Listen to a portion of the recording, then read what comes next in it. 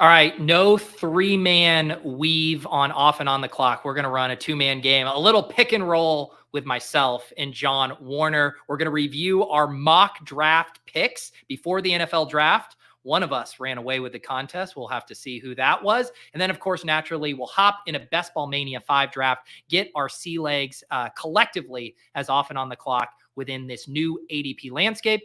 I'm Pete. We got John here today. This is off and on the clock. Let's go.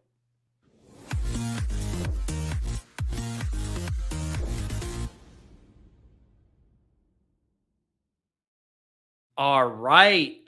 What's the deal with Nez? You know, if I feel lost without him here. You clearly didn't see the yesterday's show there because he wore his flannel underdog shirt and announced his retirement from the show. So he is done, Pete. We are training and grooming the next crop of talent to come usurp him. He's going to get Wally pipped on our show. So we're starting tomorrow with Gretsch. Then Friday we got Easy hopping on. We got Hayden on Monday. We're gonna run him through the gauntlet and see if Nez comes out on the other side with a job or not. You guys should have an American Idol like thing to be the next Badge Bro member. Who would be a strong candidate? Who from the Discord do you think it would be ready to get called up from the minors? I think Easy's very strong candidate for the baseball stuff and has been doing some solo streaming there. So really like that one. I think Chipsy did a really good job on the paywall one with some of the dance content there. So yeah, those are probably the two leaders in the clubhouse, but a couple people have reached out, so it's kind of fun. Yeah, lots of good candidates there. Make sure you guys get your audition tapes in, and who knows, you could be the next big winner. It's true. For real though, Nez is going to Portugal. Stamped his passport for his first time ever. That is, I'm very jealous. Do you know where in Portugal he's going? I think they were starting in. No, you know what? I actually don't. Okay. I can't remember. They're only going to like 2 or 3 spots though, but I know they're not going to Ibiza. Okay, well, Ibiza's in Spain. Oh, there we go. So there you go. Nailed it. Fucking nailed. Real quick I am simulcasting today's off and on the clock. Normally these reside exclusively on the Badge Bros channel, but every now and again, if we're dipping our toes in some football streets, I'll throw it up on my channel. So thank you to everyone watching in both spots. Make sure you guys are subscribed to both of these channels. We are going to be running throughout the offseason, 2 p.m. Eastern on the Badge Bros channel. Double header you can get with the Swolecast Wednesdays at 1 p.m. Eastern. But John, I think to start things off before we do hop in a draft here in a sec, we got to pull up our mock draft competition that we did last week. We each kind of predicted landing spots for all of the top rookies. We're using the consensus mock draft board to identify the top guys. And it was very binary. It was 1 point if you got the landing spot correct, 0 points if you missed on it. And let's just say I had a little fun updating this spreadsheet over the weekend, John. I have no idea why. Yeah, it's I didn't have so much fun looking at it this morning for the first time there, Pete. But here we go. There we go. I had a little fun in the process. You had a little fun in the scoring department. Okay. Yes, exactly. Let's see. We can start with the quarterbacks. You and me got the top 3 right because we kind of went with the chalk, which was Bears, obviously Caleb Williams, Jaden Daniels to the Commanders, Drake May to the Pats. Nez got a little spicy and said the Commanders were going to take May and let Daniels follow the Patriots. Other than that, though, we whiffed on the second tier of quarterbacks. I feel like we all galaxy brained ourselves off of Vikings with McCarthy. That was a chalk pick. No, none of us would have in a million years got the Penix pick right. That's fine. Bo Nix, I do feel like I should have done Vikings, Broncos, or Raiders basically for McCarthy and Bo Nix, just knowing those were the 3 main candidates. So I'm a little mad, but it looks like we all galaxy brain the Vikings thing. Yeah, it's true. I mean, the chalk smacked us in the face, and being the people that we are, we tried to get spicy with it, and it just didn't turn out that way. But I don't know, Pete. I threw out a tweet this morning just talking about quarterback landing spots, like historically. Has there ever been 2 better fantasy off the ground starting spots than Caleb Williams to the Bears and JJ McCarthy to the Vikings? It's hard. It's hard to think of one, just because normally those teams that are picking 101 or early in the drafts just have no talent whatsoever, or maybe they have like one piece. But it's so rare for them to be that loaded. And I think, teams know what the new meta is in the NFL, and they see these teams that go far and they're like, oh yeah, they have all of these weapons. Look at the 49ers, look at the Eagles acquiring AJ Brown. Like there was that arms race in the past couple of years. And so now teams see what the Texans did. And it's like, yes, we got to keep adding. We got to keep adding. We got to give these guys a chance to succeed. So yeah, very fun. I've been surprised McCarthy is still super cheap in drafts. It's not even that I love him, but I thought he was going to be a quicker riser than he appears to be. I think people are more excited about the rushing upside than Jaden Daniels. Like, they're ready to give Cliff Kingsbury that second kick at the can. Like, oh yeah, it didn't work out with Kyler there. All right, now they got a rushing quarterback. Let's see if this works here with that system, with a new weapon. I think people are just more excited for like the Lamar comp upside than like the polarizing speak before the draft about JJ McCarthy, right? Yeah. Let's hit these wide receivers real quick. So in the early rounds, we each only got one pick right. Nez got the Cardinals, which again, that was an easy layup, and we kind of galaxy brained ourselves off of. You got Neighbors to the Giants, which was obviously a good call. And then I had Brian Thomas Jr. to the Jags. Then there was a ton of misses there, but I went on hang on, get rid of the Lad score there. That was I shouldn't have a 1 next to Lad. That was not correct. Oh, there you go. Yeah. Okay.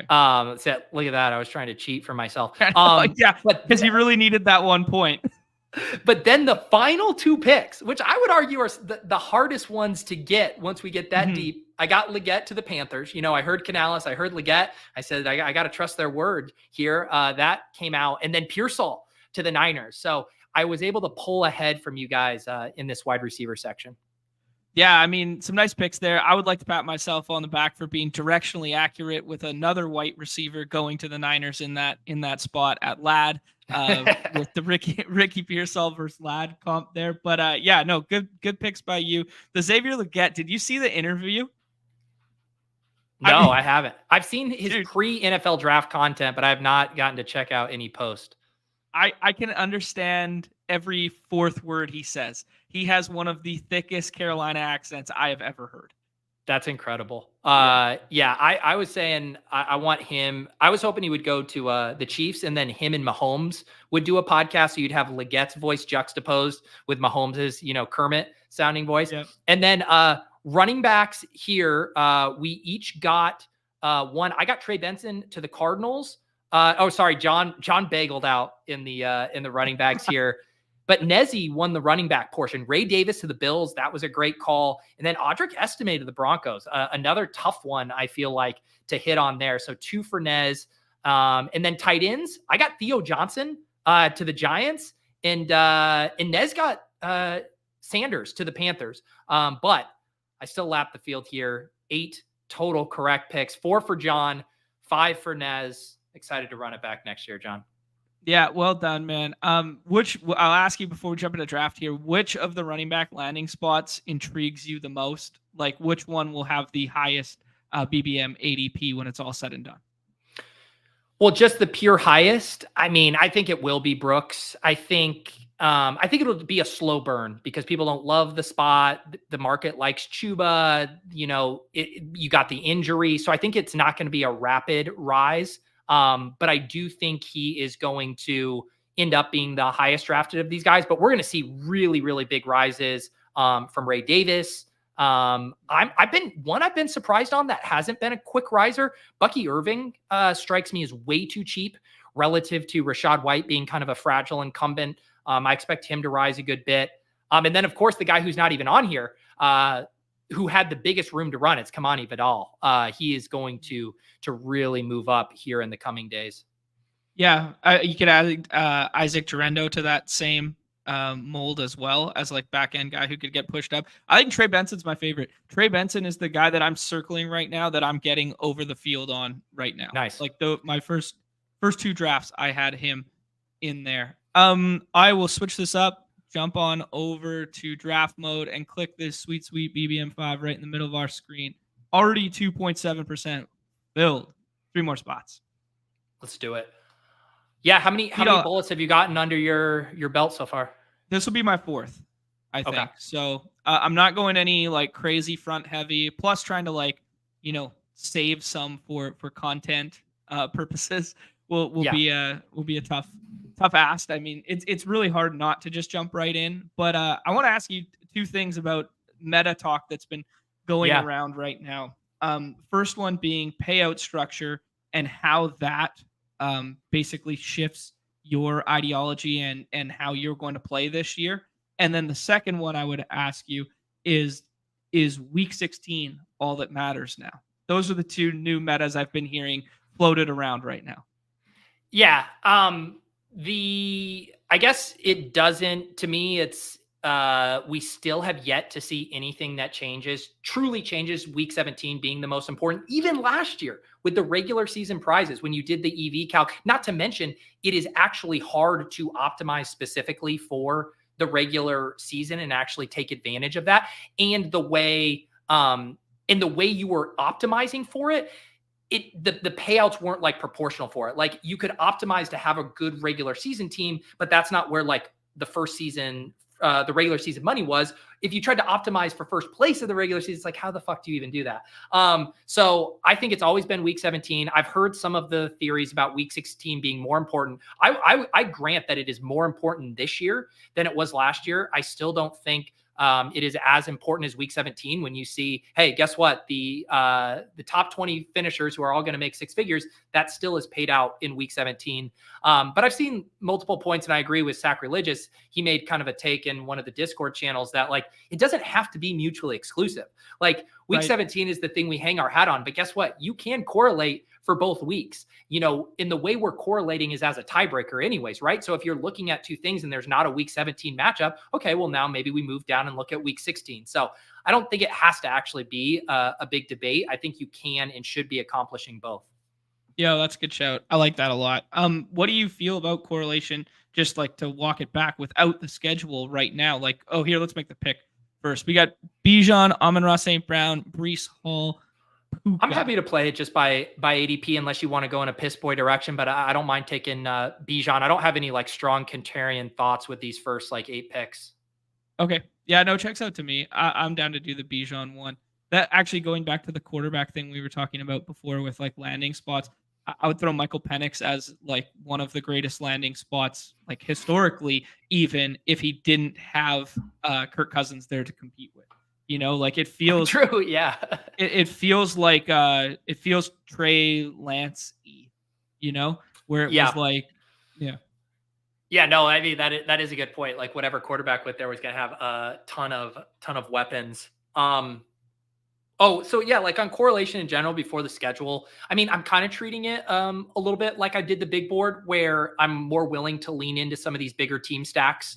I did a draft yesterday, a cardio club draft. I actually posted it on Twitter, and I just kind of correlated the hell out of Baltimore in the Giants. Took Neighbors, took Wan'Dale Robinson, took Daniel Jones, even tacked on Tyrone Tracy at the end of just being like, I always am going to like correlating, but I think you can just lean into it a little bit more right now as far as what do we know? Well, we don't know the schedule. We don't know the 16, 17, but we do know who is going to be on these teams. And so that's my only thing is maybe like slight lean towards some of these bigger team stacks right now. And then you can try to hit the nuts a little bit more once we have the schedule, because that's what gives you the natural diversification anyways. It's like, let me mix and match right now. Whereas now there's not like a good argument for natural diversification.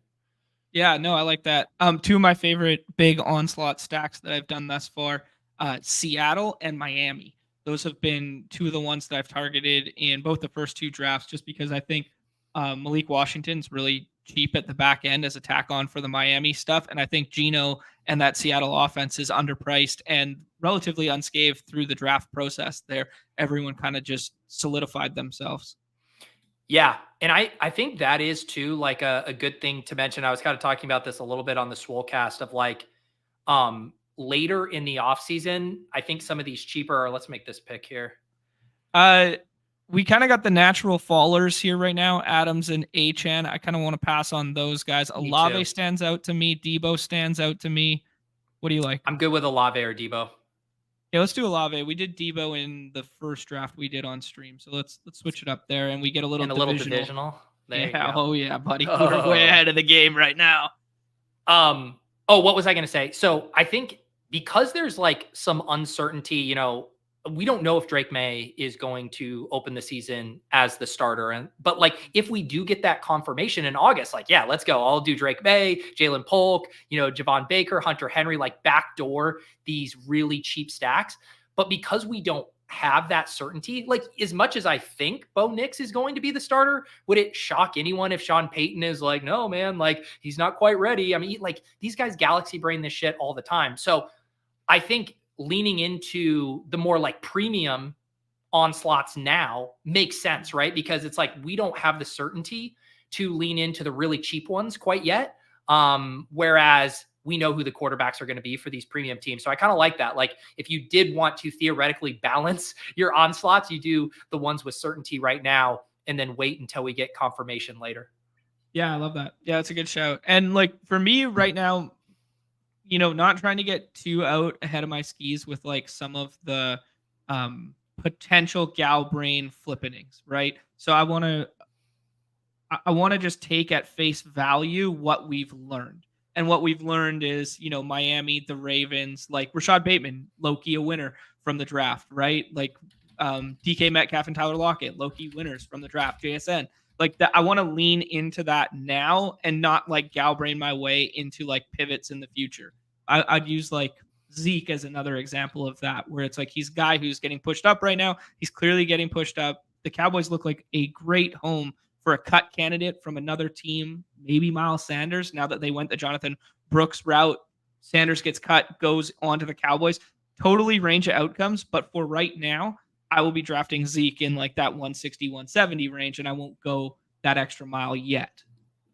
I completely agree. And I'm working, or I'll make this pick and then I will share a thought here. Let's see. I'm going to bet $1 million that Alex Keaton takes Neighbors because I know Alex, and yes, he did. Man, I have not been taking Pittman here. I'm more like Metcalf or Devontae in this range. I know you love you some Metcalf. I do. I love me some Metcalf. Yeah. I think he fits so nicely. Did you actually on the ETR podcast they were talking about the Isaac Durendo landing spot? Yeah. And how there's only 2 players in the history of the combine who ran 4.3 at 220 plus, and it's him and DK Metcalf. Yeah, I saw that. That's pretty cool. It's funny too because like I want to get excited about Durendo. That my takeaway on the Durendo stuff is I was filtering it way more through the lens of this is very bad for Eli Mitchell. Cause like the whole selling point of Eli Mitchell as, you know, 14th, 15th round pick where he's gone virtually forever that CMC has been there and they've both been on the team is because he is the RB2. And if that is brought into question, which if you're going to have one of the most athletic running backs in NFL history on your depth chart, I think it's fair for that to be brought into question. Well, now all of a sudden, Eli Mitchell is like way more of like an 18th round flyer pick. And it's not saying go jam Durendo. I'm saying now we don't have that certainty of who the RB2 is. And so I think we now have to wait to take CMC contingent stuff until we get kind of clarity on who actually is the RB2 there. Like, you know, if Durendo makes noise in training camp, like I'll be with everyone else, like lining up to draft him. But I think this, you know, one of the things that I have really internalized from last year too, after reading, you know, Leone's manifesto is really trying not to get too cute with late round picks early in draft season. And we also talked about this in the Scroll the F Down video, right? How it becomes way more potent the more information we get, the closer to the contest locking. Yeah, no, absolutely. That's a great point. Like Lenny Fournette zeros really buried my ass last year, especially when you were doing like 5-6 running back builds and you're just taking that 0 from Lenny every single time in the 16th round. Like that killed so many of my teams. And it brought up, like, I thought you made a good point when you were talking about having a stopgap reporting live for the airport, Roman Wilson. Is Roman Wilson Nez's Roman Empire? I feel like that's a tweet. There's some tweet there for you, Nez. There's something there. Oh, about like having a stop loss point or whatever on Zeke.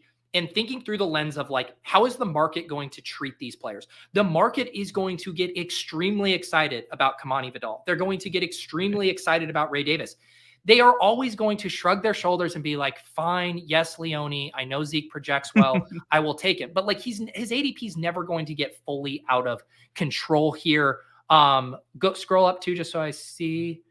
I mean, Henry falling this far kind of seems silly. Okay.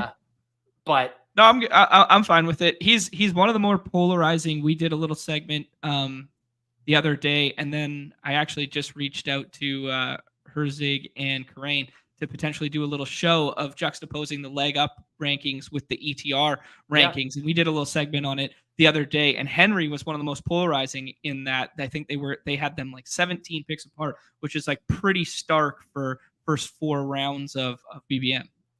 Yeah, and like my way that I like to play these spots is I know I will be underweight Henry. Like I just won't be clicking him in the 3rd round. So then I start to say to myself, well, do I want 0% Henry? No, I would like, I'm fine being underweight, but I don't want to be at 0. So like, when am I going to take him? Well, when he drops a full round past ADP. And I don't, like, to me, he is going to be an August riser. Like, you do not tell me that these casuals are going to come in, and I would not be shocked one bit if he's a 2-3 turn pick. You know, like that wouldn't even make me blink. So I'm like, let's grab a couple shares now when he does fall, and then we can just let him go when the casuals are like big dog in Baltimore offense. Well, that goes burr. Yeah, no doubt. And the other thing you could add to that is Keaton Mitchell getting negative news. Like if whatever along the way we get like he's for sure going to start on the pop, he's for sure going to whatever, that's going to thrust his price for sure. So yeah, this might be a generational opportunity to get Henry at 4.7. Yeah. And I did the same thing in one of my first, I think it was the draft I did with Clay on my kickoff stream, where Josh Jacobs fell like 12 picks past ADP. And he's another one. I have a video. I'm going to have 2 videos out this week on the Deposit Kingdom channel. One is looking at all the risers, and obviously one looking at all the fallers. And then what I did do is I took, I had basically 3 data points: the opening ADP, an average of the ranks from ETR and leg up, the average, to kind of just be like what's close to true value based on these ranks, and then a predicted ADP of where they end up. And then using those 3 to kind of triangulate, like where is a good spot to kind of play chicken, try to get them before your draft room does, but still get a value. And Josh Jacobs was one who slipped even past where those guys had it on a rankings. And I was like, I'm fine getting those shares at that point. Here's another one I could ask you about right now. Is it worthy time right here at 54? No. Okay. The thing that is like, do we have? Yeah, we could go wide receiver for feeling behind here, or just pulling the trigger on Cook and trying to get unburied later. Want to do Terry or Cook? Oh, like we missed it. Let's do Terry. I actually think Terry's a big winner from the draft. I know other people don't feel similarly. I'm not sure there's a wide receiver in that offense that can like demand an elite target share, but if there is one, it's Terry. And this is probably going to be the best quarterback play he's ever had in his career. And something about, I don't know, I'm still low-key bullish on Cliff Kingsbury not being a total donk, and we see some of that air raid kind of spread shit between him and Jaden Daniels there. Yeah, I'm completely fine with it. I want to be in on that offense. I think my only take about Terry is there's a ton of uncertainty, right? New quarterback, lots of new pieces in there. And there's also really cheap ways to play that offense. Like Terry is by far the most expensive way to play that offense. That doesn't mean I don't want to have 0 of it, but I think like I'm already getting very excited about Jaden Daniels, Ben Sinnott, and Luke McCaffrey backdoor stacks, stuff like that. So I think I will prioritize guys like Jaden Reed in that territory. But let's talk about Xavier Worthy and why I push back on it. So yeah, sure. I think Xavier Worthy's ADP will ultimately be capped. Like, I don't think he's ever going to push past the 4-5 turn. Who knows? Maybe I'm wrong on that. I just think when you have the elite tight ends, you have some of these other wide receivers like, Christian Kirk and Amari who are going to project so well. There's going to be a natural block there. And so to me, it's like you're going to be able to get Xavier Worthy in the 5th throughout the entirety of Best Ball Mania. So right now, like I still want to take advantage of like the fake ADP smokescreen and try to get him as much as I can in the late 6th and early 7th. And I am still seeing people getting him there. Show me what his ADP is up to right now in the actual app, though. Worthy is up to 70. He started at 92. Yeah. So, I mean, that still gives him a late 6th ADP. So I still want to kind of play chicken there. And I think taking him anytime in the 6th is fine, but it's like I want to take advantage, if I'm drafting right now, of this unique opportunity to get Xavier Worthy in the 6th. Obviously, he doesn't come back here, but in a lot of rooms, John, we still might have been able to get him at 67. So I'm like, let's just roll it and see if we can get that. I saw Pat share a screenshot where he came back at 78 there. So I don't know. I think you're giving the field like a decent amount of credit with that statement. Let's make this one. I kind of like George Kittle as an end of a tier huge break. Yeah, I'm completely fine. I would say Kittle or Brian Thomas, but Kittle, like you said, with the tier stuff, definitely makes a ton of sense. Yeah, to me, I just see like a line in the sand after Kittle. Like Ingram went ahead, which is kind of like abnormal here, but then like I just see the end of the elite tier ending with like him and Pitts kind of deal. Yeah, I don't know. Push back on the Worthy one just a little bit there in terms of if I put on my Derrick Henry Go Burr casual drafter dunce cap, that if he makes one play in the preseason and everybody just goes draft capital, blah, blah, blah, we get the McCole Hardman treatment, we get the Juju Smith-Schuster treatment, we get the Kadarius Toney treatment from the last 3 years, but with a more superior talent, and he jumps all the way up to 4-5 paired with Mahomes as that premium stack instead of Rice, especially if you get a Rice suspension. I think that's definitely fair, but again, we have a long time until that would even happen on tape to happen. And I just think it's less that I'm not saying the market's not going to be excited about Worthy. They're going to be incredibly excited about him. It's more so saying like literally there are going to always be 45 players that the market wants to draft ahead of him, even though they really like Worthy. That's kind of how I feel about it. That's entirely fair. I think it's interesting, like what to do. Marquise Brown is really interesting in how to approach and like what's a good price for him. I think he probably still needs to fall another round or so. I don't know if Are you Worthy over Marquise then? Yeah, I'm Worthy over Marquise. But I think I'm like Jordan Addison and Brian Thomas over Marquise. Just looking at these, Godwin, I think I'm over Marquise. So yeah, I'm going to be below there. I think Marquise should go in like this JSN Christian Watson kind of range. Okay. Yeah, that seems fair. I put out a thing on Twitter yesterday that how long until Worthy jumps Rice, and Hayden was like, he's just flat out better as is. Yeah. Well, yeah, I mean ADP. Did you mean in like real football or ADP? In ADP. Oh yeah, I think by the end of the week. Yeah. We could pay a sweet touching tribute to Nez with Deontay Johnson one here. None of the running backs really entice me. Honestly, if you want to do Lad right now, like let me pull up my sheet. One of the big winners, just in terms of a little bit of draft capital coupled with the fact that he's the only guy on the depth chart.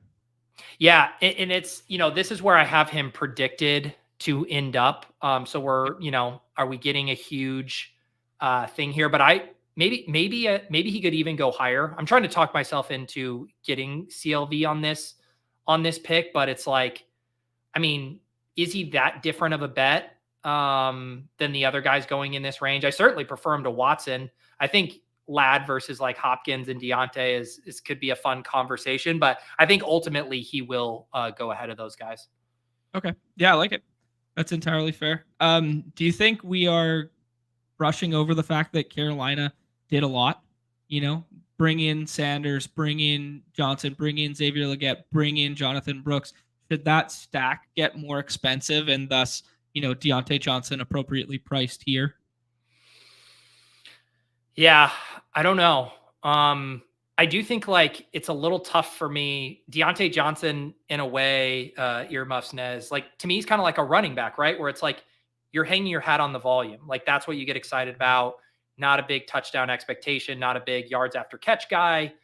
So you start to wonder like if there's going to be a lack of efficiency and explosive plays. And then you have another target merchant in Adam Thielen. We have questions obviously still about Bryce Young. We like Xavier Legette could be really good. Like I'm doubtful he's really, really good, but he could be. So I just feel like there's a lot of risk in a way that I think Deontay Johnson probably should be a little bit more of a faller than where he's going. What do you think about him? No, I tend to agree with you there. I was just curious what your thoughts on Carolina as a whole is, because they've kind of done a lot now. We may not like the talent evaluation, and we may not like the way they've gone about it, but at least now they've put pieces around Bryce Young, despite, obviously that trade's going to look awful historically. Yeah. This is the part where you really start to realize, like, again, already kind of the avalanche dynamics and the value on the board, right? Like the values right now are just clearly running backs. Like you look at which running backs we have available to us here at pick 91, like go back to the board. I mean, like Mostert, Najee, Pollard, Jalen Warren, like these are all nice picks. It makes me wonder, should we grab another running back here and just know that we're going to end up with like a 4 or 5 running back build? Yeah, I'm fine with it. I mean, I'm a sucker for Tony Redacted in this spot. I would also push up Moss or Chase Brown into this same kind of like tier at some point. But I'm good with Mostert or Redacted. Let's do Tony. Yeah, let's do Redacted. All right. I think Mostert's gonna fall a little bit in the next couple of weeks. Just I think Jalen Wright enthusiasm will pick up a bit. Yeah.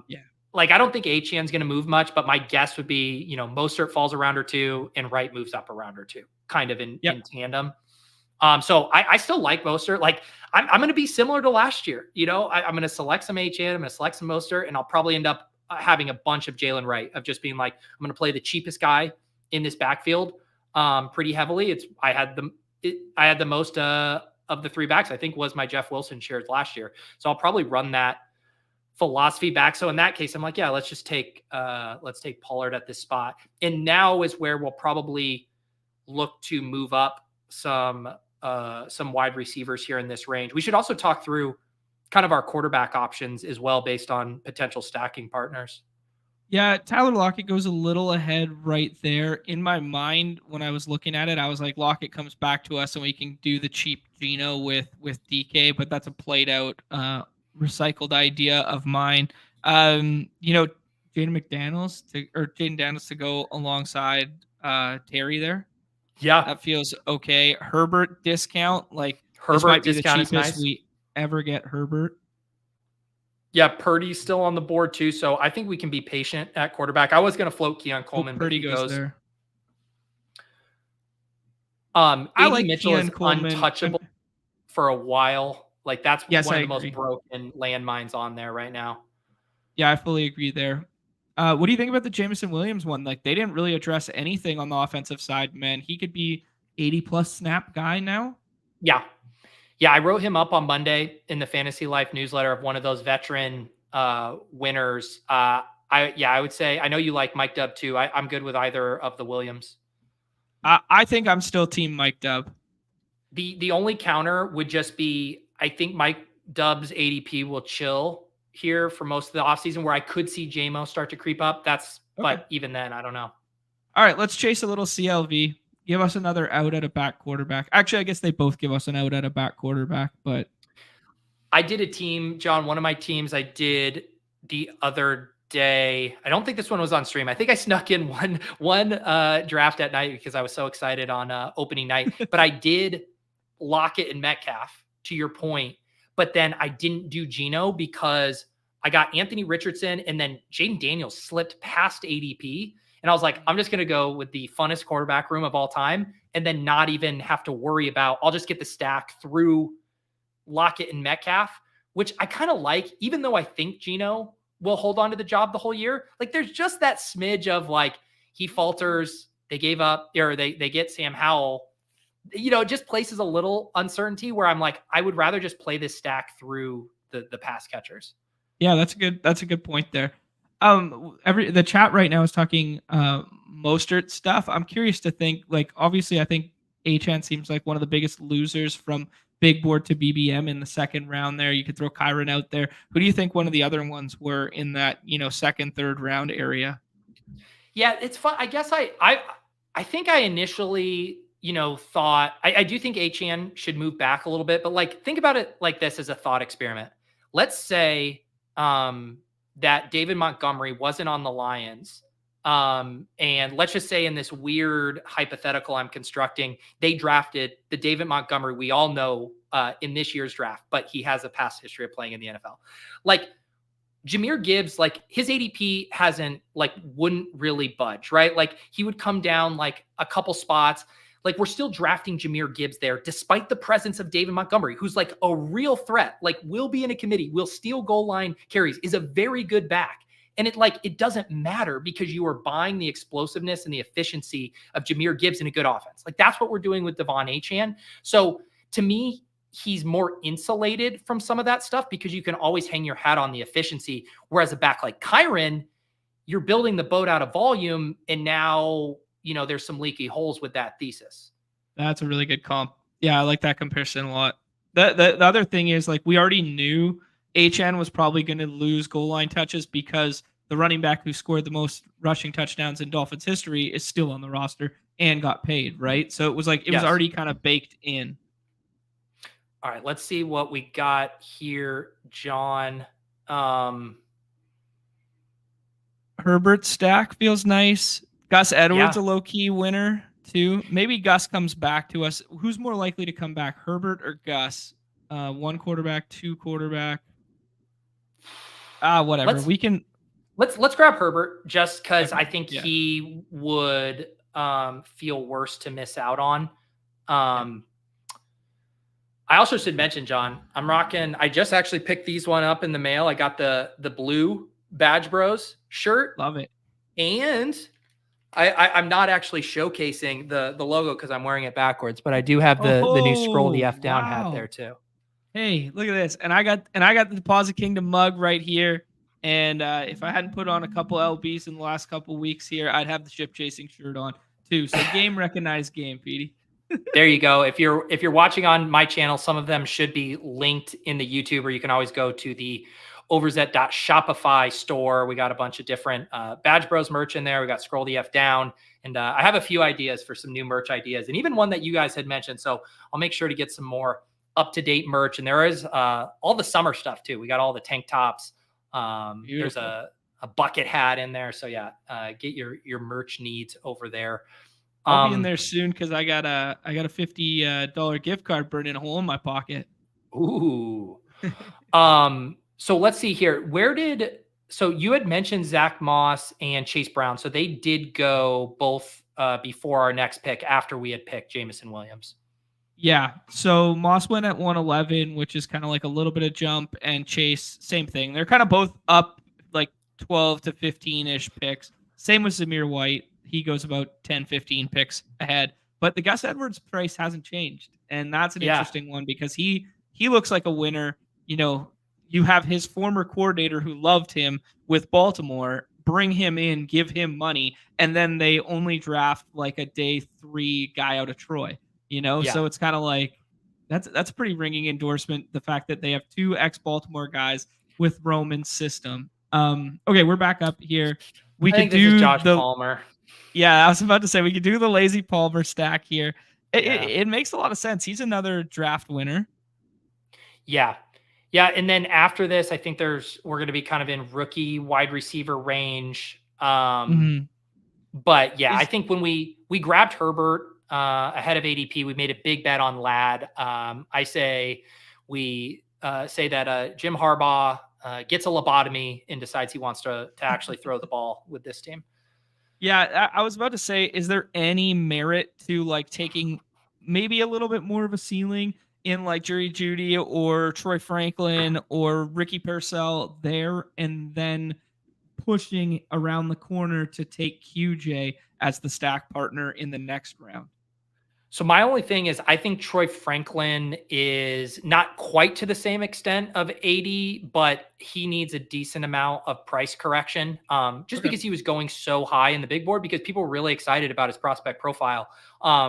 And now he falls in the NFL draft. We already know what Sean Payton will do with these rookies. So I think he needs to drop a bit. So my kind of take on Troy is you chill on him for about a month or so until his price corrects.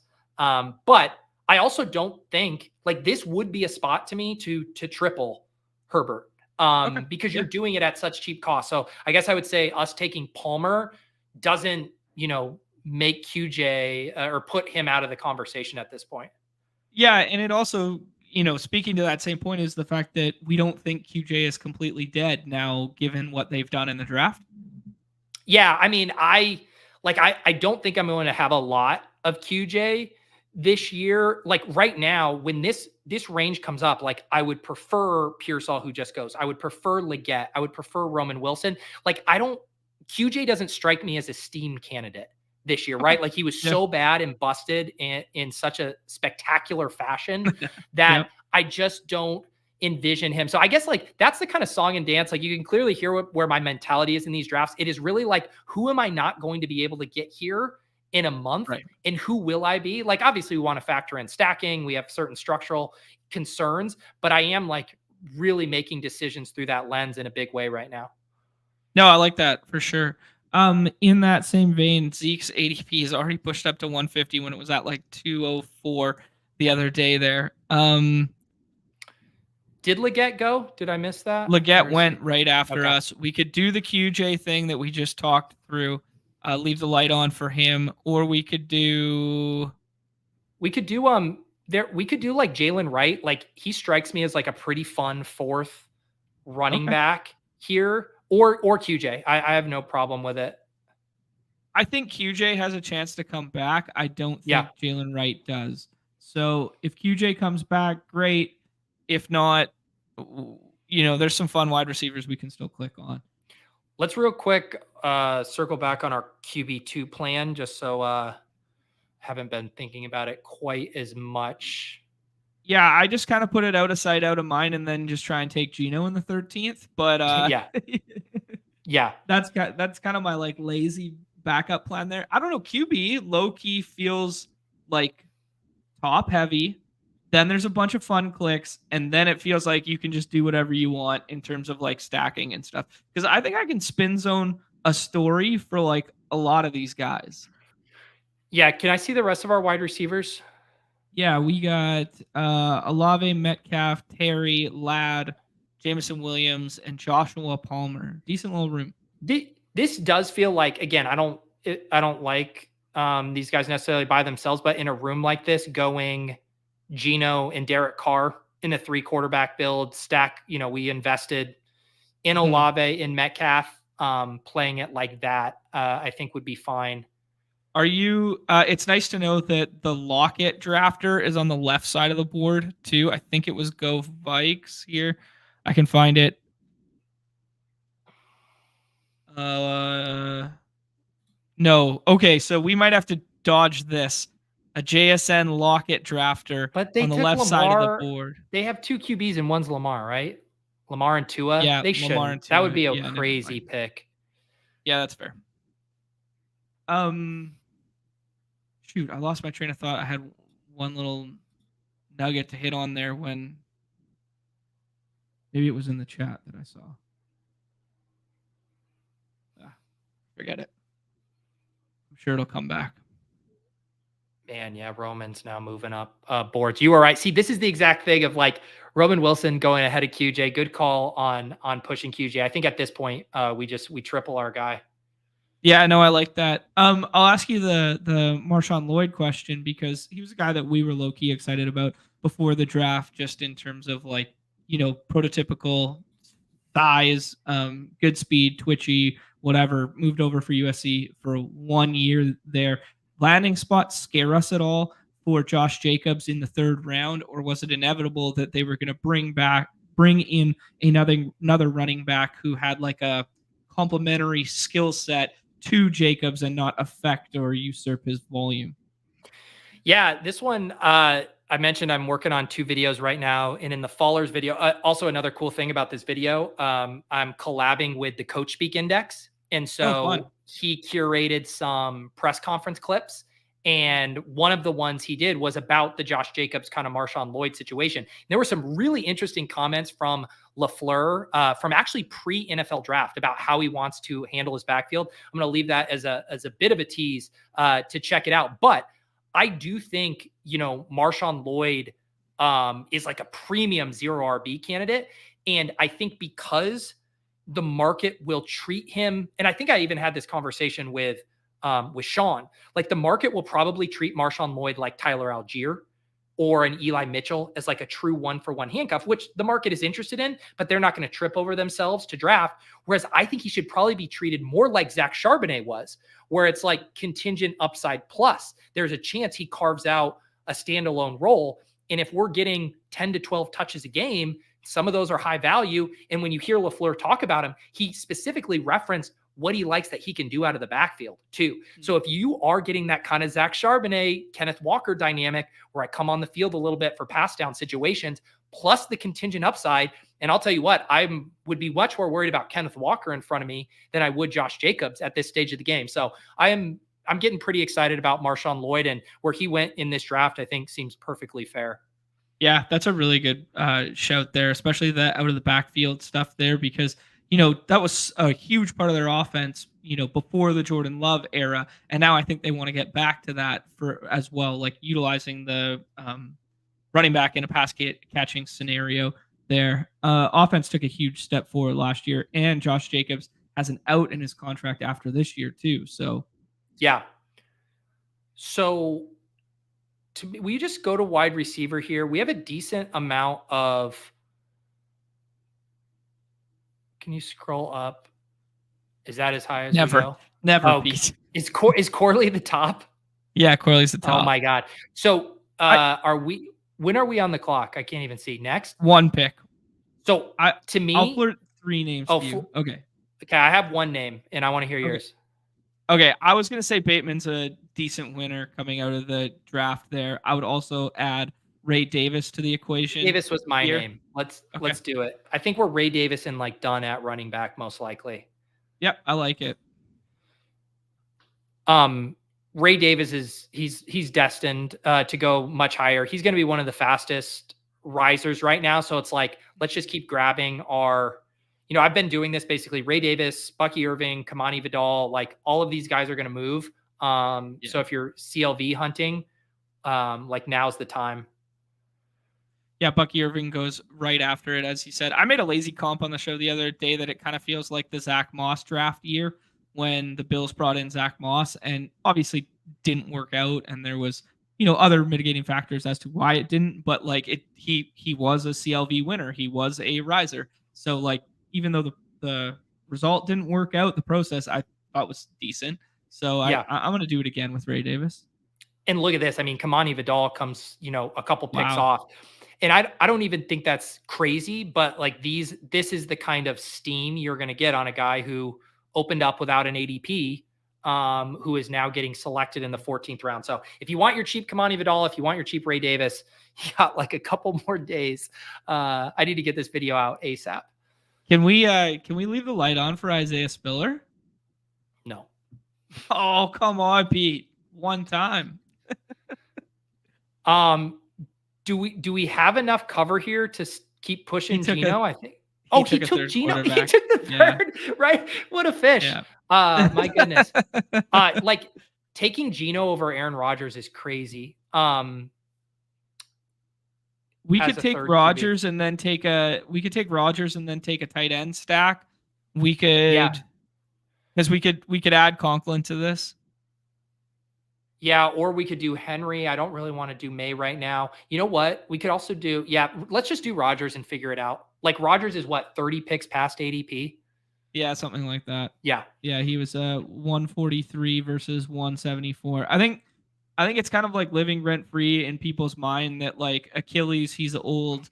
We haven't seen him in a while. That being said, the moment we see him and we see him throwing to Garrett Wilson and a field stretcher and Mike Dub and see Brees Hall behind him, people are going to remember, like, oh yeah, this is Hall of Fame distributor. I agree with you, but like, isn't that just logically incongruent with how the same people are treating Kirk Cousins, which is like, and it's like the same thing. Old quarterback coming off an ACL, have a bunch of good weapons, and he's going, went 2 rounds ahead of him here. And you could argue that the Jets have better weapons and their offensive line play is better and their coaching potentially is better. Yeah, although Nathaniel Hackett does a lot to weigh that down. Yeah, but like at least Hackett's Rodgers' guy, right? Like at least when they had those big successful times in Green Bay, it was him. We hate him for what he did with the Broncos and Russ Wilson there for a bit, but yeah. Wow, Malik Washington in the 16th there. Got him. Yeah, it's not like, it's never fun taking those boring quarterbacks, but I will like, if you're telling me even having the stack, like Aaron Rodgers straight up versus Geno in fantasy scoring this year, right? Like when underdog gets the fantasy points and yardage props in there, it's not even gonna be close. Yeah, that's a good point. And one of them will not lose his job. Yeah. Yeah. All right. So let's just structurally, we definitely are going to get one more tight end. I think we can be done at quarterback unless we like wanted to tack on Derek Carr, but honestly, I think we could roll with just these two. I think. Yeah. Is there any, I don't know, reservation in your mind with the Spencer Rattler pick with the Derek Carr, maybe price tag and value? Yeah. I think you could get like rookie year Desmond Ridder, where like Marcus Mariota holds him off for 15 weeks and then he comes and plays the last 3 weeks and you're like, shit, I wish I had anyone else on my roster right now. Yeah, that's a fair point. I was going to say one of these rookie wide receivers, like Baker just went off. I mean, you mentioned Walker. I also, is McCaffrey still on the board? He's the other guy I've been taking here. Luke went, I believe. Man, all the secrets are gone. Yeah, Luke went at 177. Yeah, let's grab Walker because I think this is probably our last chance to get like decent rookie wide receiver upside. Okay. Yo, hot take. Zay Jones draft winner. Can we flip that full spin zone? I'm listening. I'm skeptical, but I'm listening. Well, he gets cut after the Brian Thomas one, and now he gets tacked on, as a 1-year deal to a team that could use a third wide receiver who didn't address it in the draft. Like he gets the DeMarcus Robinson deal, but from a team that isn't the Rams. Yeah. Yeah. Like if he, reunites with the Bills. That's a good one. Yeah. Yeah. He would immediately be back on the menu. Yeah. No, that's a good point too about like getting that new lease on life, like getting the cut as opposed to just being buried on the depth chart is certainly a more preferable outcome. The duality of men. Zay league winner, Cowboys wide receiver, Zay Jones stinks. It's just, yep. Can't argue any of those. Zay Jones won lots of people lots of money in Best Ball Mania 3. Yeah, that's Zay Jones was the stone cold league winner that year, him and Evan Ingram. How quickly we forget. Ooh, Michael Thomas league winner. Ooh, now that's a bridge too far for me. So like on this thing, like what do we let's see the tight ends here. I think Noah Fant, like is he gone now? Yeah, Fant and Conklin went there, which is just this room is brutal. So gross. We lost our backdoor outs.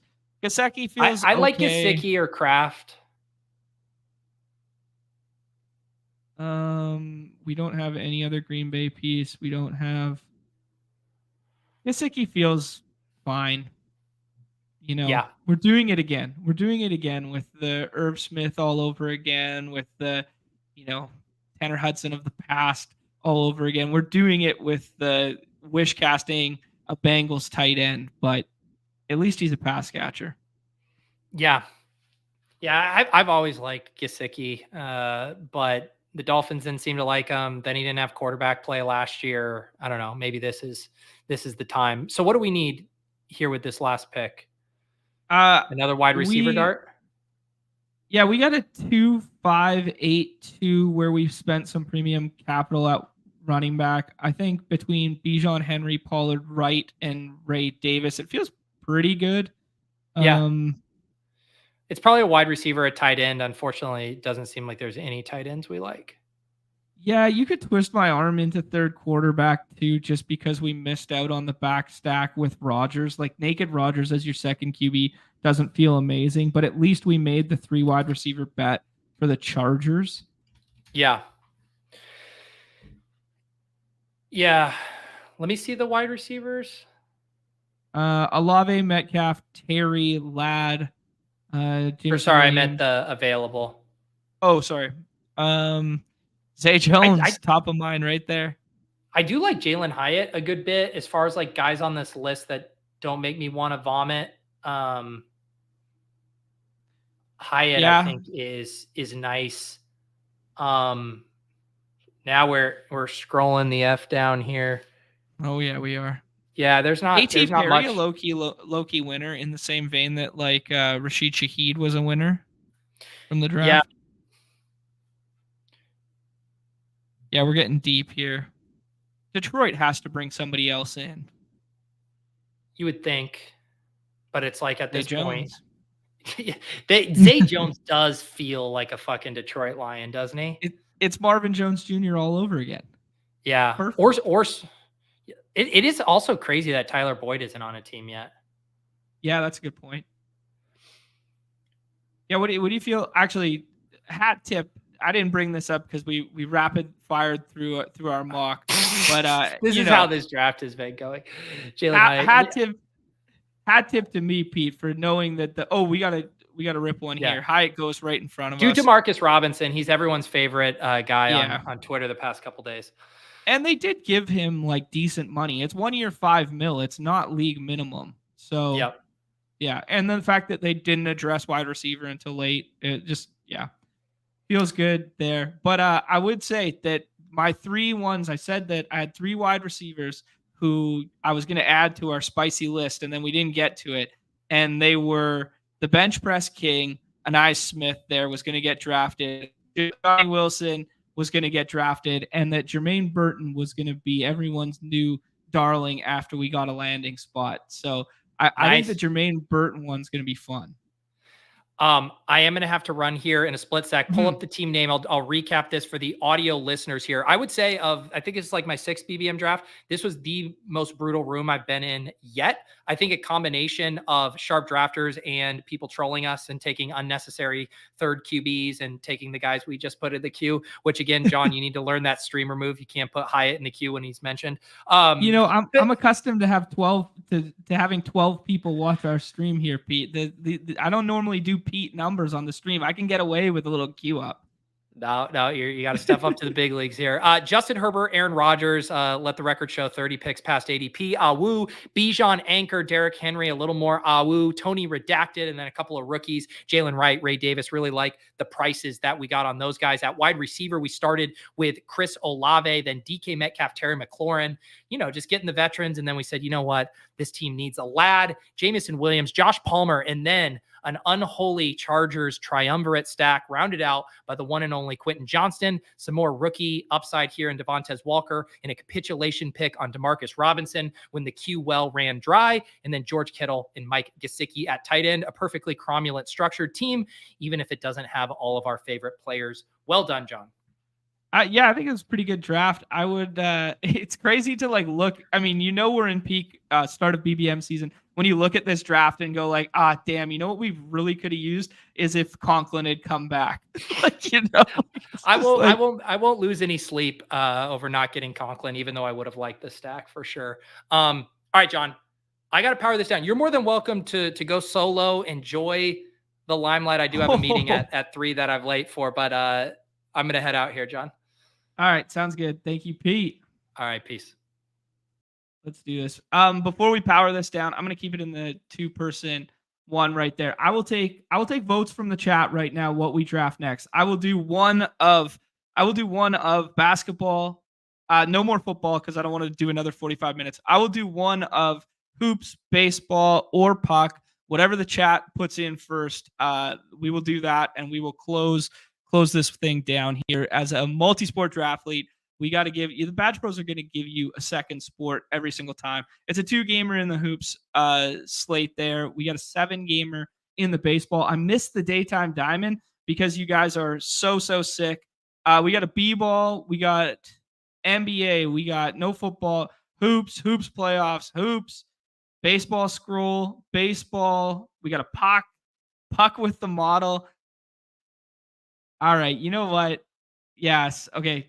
Dogman Chill, I will give you my Trout reaction. This is like Christian McCaffrey going down, and the haters come out of the woodwork and they go, "Oh yeah, of course Christian McCaffrey tore his ACL. Of course he gets hurt. Like you can't spend the 101 on Christian McCaffrey because of course he was going to get hurt." Like no. Just because he's a little bit older, just because he's got a little bit of an injury track record, it's just a shame for baseball because he was absolutely on one with 9 home runs and 6 steals to start there. Okay, it looks like Hoops won by a landslide. Let's try and do a $30 crossover just because we got more people watching. Maybe we could fill one of these bad boys up here.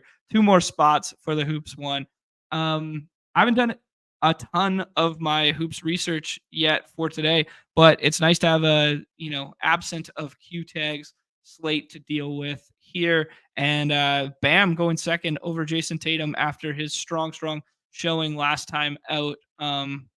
Yeah, won't be catching me doing that. I will flip this Jason Tatum over Bam here.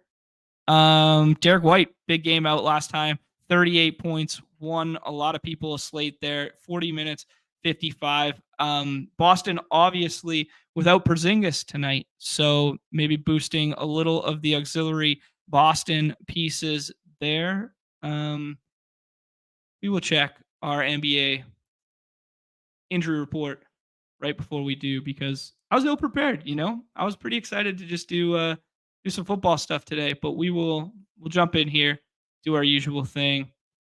Obviously, no Jimmy Butler, no Jaime Jaquez, Duncan Robinson, Terry. I mean, how did the Heat win a single basketball game in this series? It is crazy. Yeah.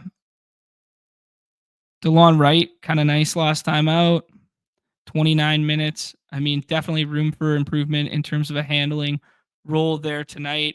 We finally got the Daniel Gafford game 2 times ago there when he was a full Q tag, got the 25 minutes, got the stock upside from him. Feels like we could go Maxi Kleber late here. All right, pretty standard draft thus far. We're flipping the Bam and Tatum ADPs here. Kawhi's already been ruled out for tonight, so obviously a natural boost to Paul George and James Harden tonight. I think you got to take Bam as one of these when he falls back here. The projection models don't love him as much as the projection models on the site do thus far, but we're going to take Bam here, and then we're going to take our favorite of the Lakers pieces. Both of them balled the F out last game, 33 points from Paul George and 33 points from James Harden. I think you can literally just flip a coin between these two over and over again. And I think there's a stark tier break before Hero. I'm going to go ahead and take James Harden just because I love the handling rule with him. And then some of the back guys that you can tack on with this are going to be auxiliary Clippers that fall into minutes. And I think the Clippers that fall into minutes won't be like handling role. They'll be more off-ball guys, which would be better for tandem and pairing with Harden than pairing with Paul George. I will say that. Yeah, Bam's ADP is fake. Yep, that's entirely fair. It feels similar to yesterday with Miles Turner's ADP, where Miles Turner was constantly sliding down boards. Had a nice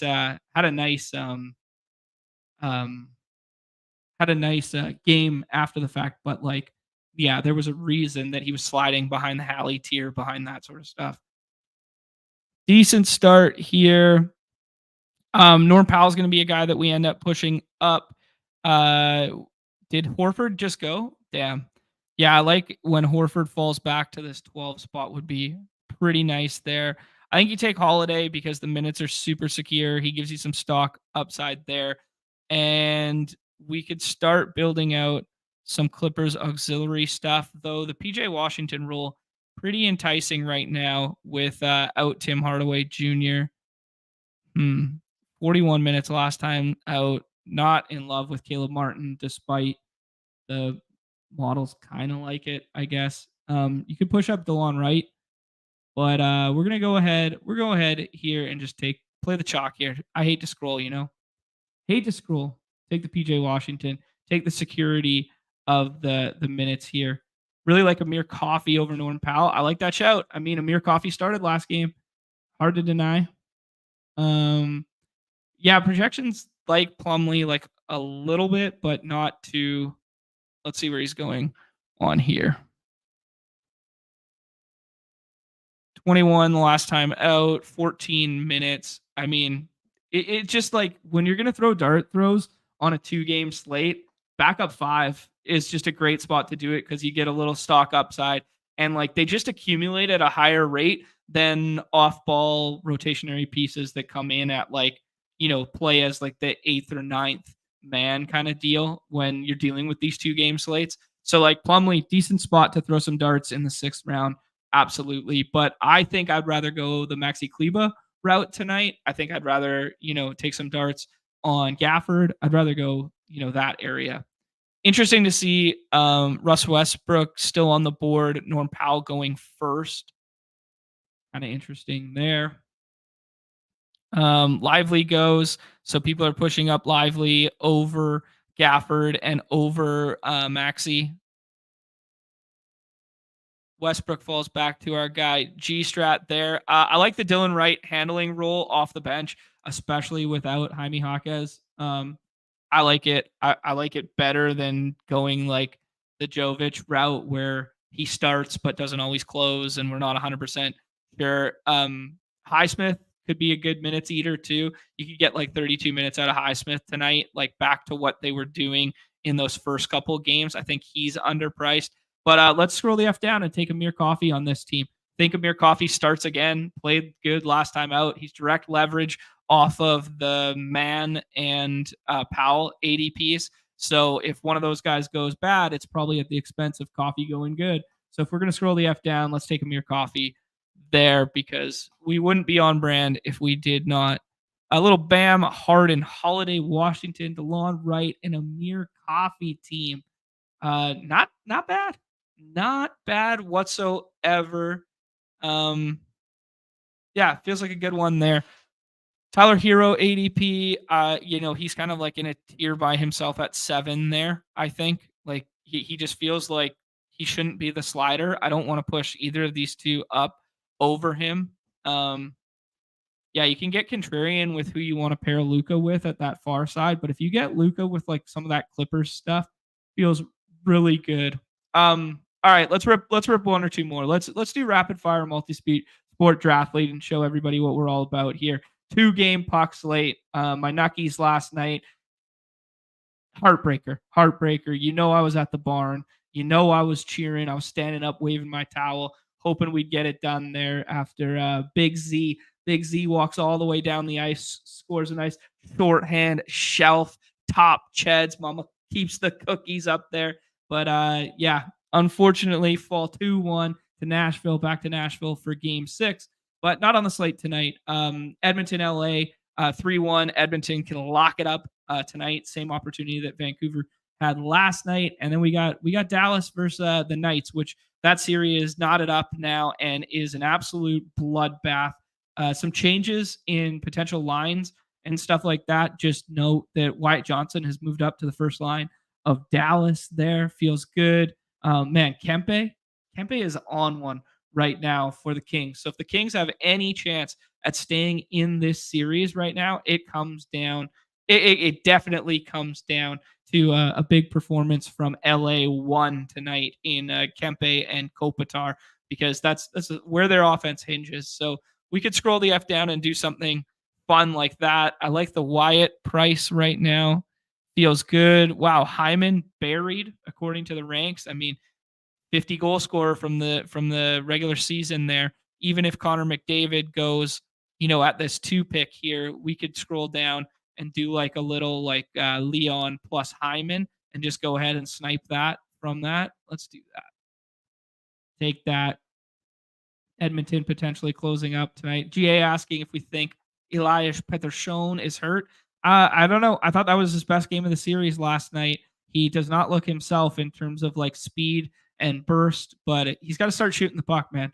They got to start shooting the puck. There's 5 power plays in that game and nobody shot the puck.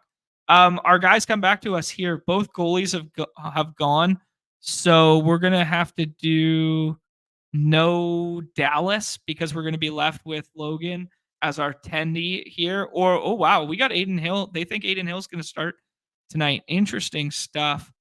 So we can't do Dallas. So we'll take Wyatt out there. We can stack this game up and put Kempe in there.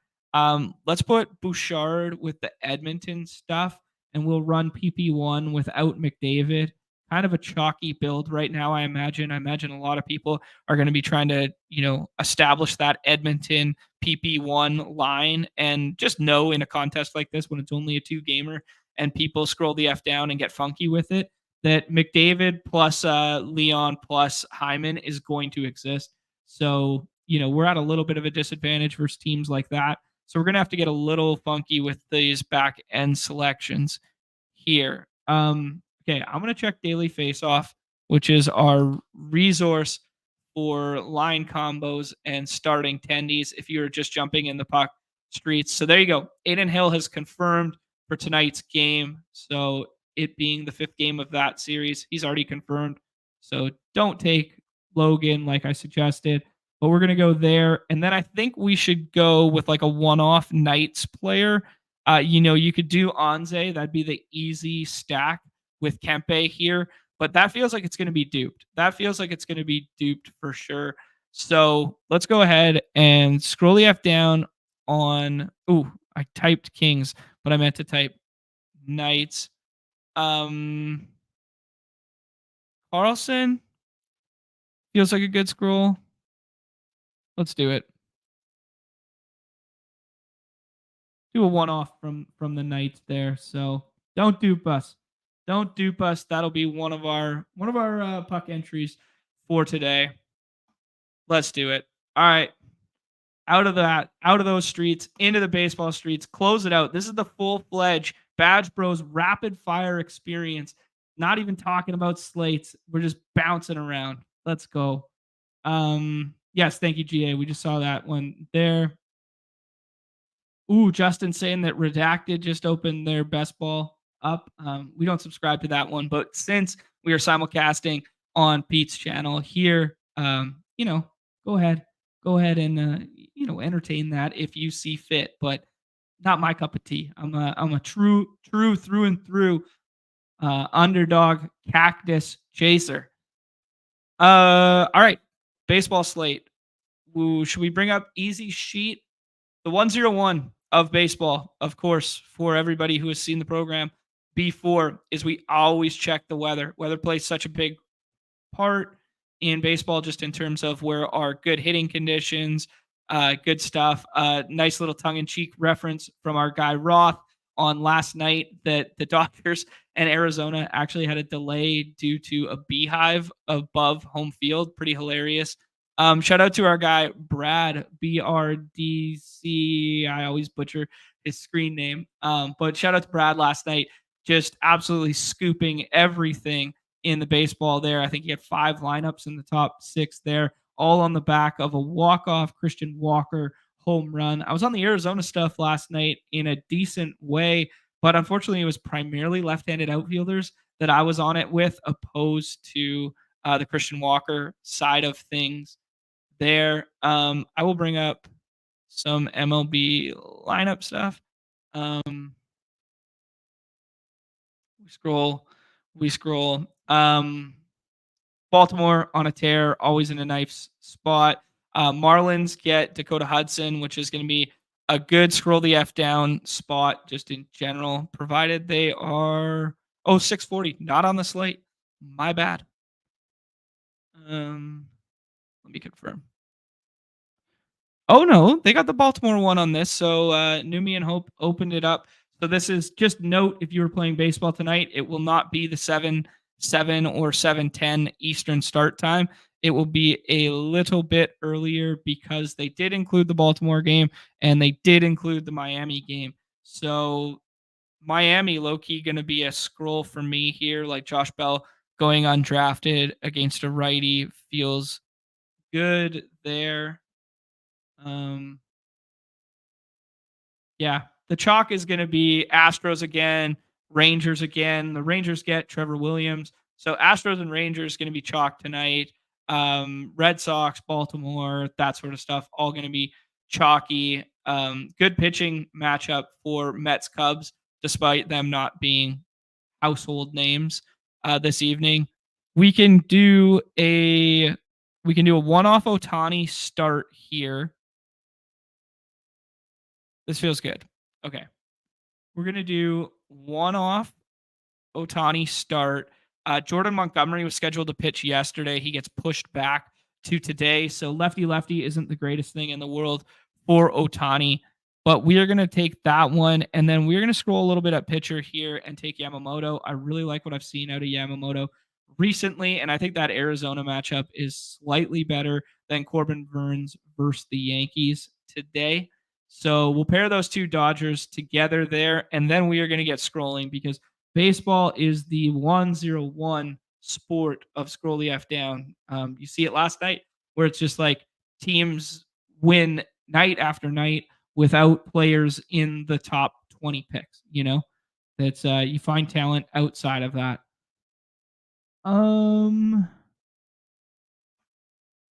Go Cards asking, no, you got to hit. I think you got to hit the like on both separate streams. So if you are hanging out in the Badge Bros one, do me a favor, hit that like, that subscribe, that notification. If you're hanging out on Pete's channel, do us a favor, jump over to that Badge Bros channel and then hit that like, that subscribe, that notification stuff. We obviously do Off and On the Clock every week with Pete on Wednesdays there, but a lot of fun stuff coming your way on the Badge Bros channel, especially football stuff. Now that BBM season is kicked off, Ben Gretsch will be joining me tomorrow on the Badge Bros channel. Be a lot of fun. 2 p.m. Eastern. Talk through the draft stuff. Do Gretsch's first BBM draft together there. That'll be good. And then we'll jump back in the baseball streets on Friday with Deposit Kingdom Discord legend Easy, who builds out the Easy DFS.xyz website, builds out his own baseball projections. Great stuff from him. Yeah, and then Hayden, if you guys are more football, you guys want more football content, Monday, Hayden Winks is coming on. So in between Pete's Best Ball Breakfast, then ADP chasing, you can catch the Badge Bros right in the middle of that with Hayden Winks. And we will be doing a BBM draft alongside Hayden, getting his reaction to some of the initial BBM ADP. So a lot of fun shows coming up in the future here. Kind of holding my breath that Jazz Chisholm comes back to us. I kind of like the Marlins today. Marlins getting a putrid Rockies team. The Rockies first team since 1900. First team since 1900 to trail at a point in time in their first 29 games. They have trailed at a point in all 29 games that they've played. It's the first time that's happened since 1900. Just truly insane. Let's see what else we got here. I guess the Reds played a day game there. Verlander getting kind of stretched out, gets the Guardians tonight. That was a barn burner. Last night, a 9-10 game between Astros and Guardians. Josh Naylor looking every bit as real gets. Good Canadian kid there. Mitch, first place last night with Castillo. 2 Houston, 2 Cleveland, and Abrams. Love it, dude. Congratulations. That's sick. Wow. Freeman comes back to us. We could do the Dodgers stack of lefties in the middle. I will say, with it being Wednesday, there are some funky things that happen in the lineup, and one of them will potentially be Will Smith sitting tonight. He's been going so good recently but the Dodgers are renowned for sitting in the middle of the day. This is a nice ADP value plus a stack that I think we just have to go and take Freddie Freeman coming back here. It just correlates so well with our Dodgers stuff that we set up there. A nice fall on both Otani and Freeman to pair those two together. And then we can use Jazz as a one-off and find a two-man contrarian that we like, or we can three-man stack Miami with like Josh Bell. I don't use Luis Arias a ton just because he's an accumulator. He's a get on base guy. He's a singles, occasional doubles guy. I like to look for isolated power in the 6th round because home runs are really what separate on these slates, really break these slates. If anyone played the draft after dark one last night, you really see that like JJ Bleday, 2 home run game, Christian Walker, 2 home run game. Those are the separators that you need. You need the Fernando Tatis Jr. from yesterday to really separate on these slates. You need power to separate. So if I'm chasing back end players, they're rarely going to be, get on base, lead off hitter types. They're going to be guys who hit dongs, big beefy baseball boys who launch dongs. That's basically the thing. I'm going to see if Easy has a sheet up on his website yet. As previously mentioned, he will be joining me on Friday's show. Does great work in terms of projection modeling. May 1st. How many gonna be May Justin Timberlake memes have you seen today? Just a little sneak peek at Easy stuff here. Builds out this beautiful sheet here. He has he has the early games mixed in. So it's all daytime diamond. Okay, never mind. He hasn't built out the sheet for the afternoon stuff yet, but he had Wheeler as his morning pitcher that he liked the most, and then he had Sale as the next one there. So I don't know, just this beautiful thing that you could check out that is a great helper to what's going on. Yeah, GA alluding to the fact that I love my 3-2 builds here. I mean, old habits die hard, my friend. Old habits die hard. I'm still trying to, teach this old dog some new tricks here. Appreciate you, Go Cards, for going and liking both channels, GOAT channels. Appreciate you, man. Nick Senzel, that's a fun little one-off there. If he is in fact facing a lefty, he is a lefty killer. Yep, Nick Senzel going to be batting second against Andrew Heaney today. That is a sneaky little pick by Smash right there. Shout out to that nice little nugget there. All right, we are going to do at least one more bat from the Marlins side here. I think it's going to be Josh Bell. Josh Bell just better from that side of the plate. Do Josh Bell hitting left-handed today. And then we are going to do one super duper scroll the F down of the most on-brand pick of all time.